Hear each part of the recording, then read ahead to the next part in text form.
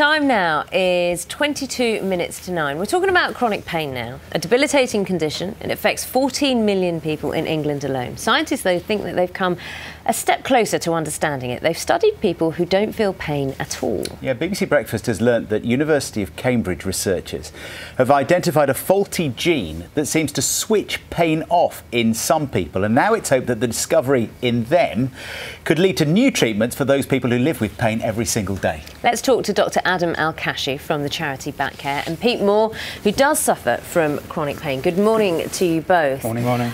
Pete, shall we clarify the term chronic pain? We spoke to you a little bit earlier, because you don't refer to it as chronic, do you? People with pain, I don't even refer to us as actually patients. We're people with pain. And I think we prefer the term persistent pain rather than chronic pain. Chronic pain to us means never-ending, life-threatening. It's never going to end. But I live with persistent pain. I still have it now, but what I like to think about it, I self-manage my pain, and I think of it like the volume knob on a radio. I just do stretching, exercising, pacing and stuff like that, working with healthcare teams, stuff like that, to turn the volume knob down so my life is more manageable. I want to talk to you in a minute about your tips for people, because I know you think that you've got methods that might help people, but at its worst, your back pain, at its most persistent, can you put into words what it was like? What the kind of things that people who have pain are living with? I suppose the best way to describe it really, back in about 93 actually, the New Year's night. It's my birthday actually, the New Year's Eve, and that night I was some friends come around to take me out for my birthday, and if you had said to me how big's your pain today from 1 to 10, I would have said 100, and I couldn't go out, and I was so down and depressed. I'll be honest with you, I did think about harming myself. Like, I thought, what's the point in carrying on? I was only in my late 30s then. But I did a little bit of stretching, I thought, and it sort of eased off a bit. It came back with a vengeance the next day. But I think that was I suppose what they call a rock bottom. And I think, well, I need to take some action here. And that's what I did. I went on a pain management programme at St Thomas's in London in '96, and they gave me the confidence skills to actually manage my pain myself. Adam, we're going to look at this, or examine some of the techniques that are possible, but when we go back to this research now, so many people who are living with persistent or chronic pain, however you would like to refer to it, will be looking for some hope and maybe have the same idea at some point. What's the point? I can't bear living my life if it's going to involve being in this much pain for the rest of it.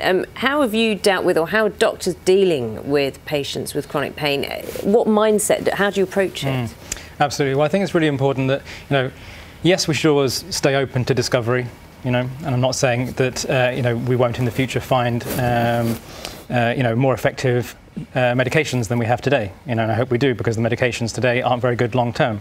But at the same time, when we look at the clinical research that we have now, and that's what we really have to act on, we know that if you want to get a better handle on your chronic pain or your persistent pain or recurrent or long-term pain, you have to transition from the passive treatment mindset to the management mindset, which means we have to stop searching for the magic drug or the surgical solution or the thing that's going to be done to us to fix us, and transition into this idea of taking responsibility and really getting a handle on all the factors that feed into pain. And one of the biggest upgrades that you'll find in the pain toolkit and the work that Pete does is to start including fitness and well-being. And if we all know the terms health and fitness and health and well-being, but what is health without fitness, and what is health without well-being? And when you actually include well-being and fitness in health, you get a very, very different effect. We're just looking at some emails. Many people have written in, John. Yeah, lots of people talking about chronic pain and what it does for them. Alison's 49. Morning, Alison. She says she's suffered with chronic pain most of her adult life. She's had 2 back operations. There's not a day that goes by when I'm not in pain. Derek too. After an operation, I've lived with pain. I'm happy I'm still alive, but he just wants some kind of solution. And also, they're talking about painkillers as well. Jackie says she has pain in her back, hips, knees and ankles, limits what work she can do, obviously keeps her awake at night. She has to take 2 different types of painkillers on a daily basis. It's very easy for anyone who's not in persistent pain or chronic pain to say you need to manage it without the meds. But there's instant relief that's often needed. It's interesting for both of your views. People need a solution quickly, don't they? Because it gets you down. Medication's okay short term, but long term, I mean, because we've got to remember you're taking things inside your body. You know, if that young lady there was, what she said, 40. 49. 49. Yeah. I mean, Alison, yeah. You know, the lady's tend to live older than her skies. I mean, she's probably got another 30, 40 years in front of her, but she can't keep taking the same quantities of medication. Pain medication becomes less and less effective the longer you take it. And we're not talking about stopping your medication. We're talking about start with pain management techniques, and you will naturally find that your need for medication diminishes. And many people are medication free who do good self-management. Okay, gentlemen, thank you both very much indeed. I hope you continue to beat it and feel better. Thanks very much indeed. Cheers. Thank you. Thank you.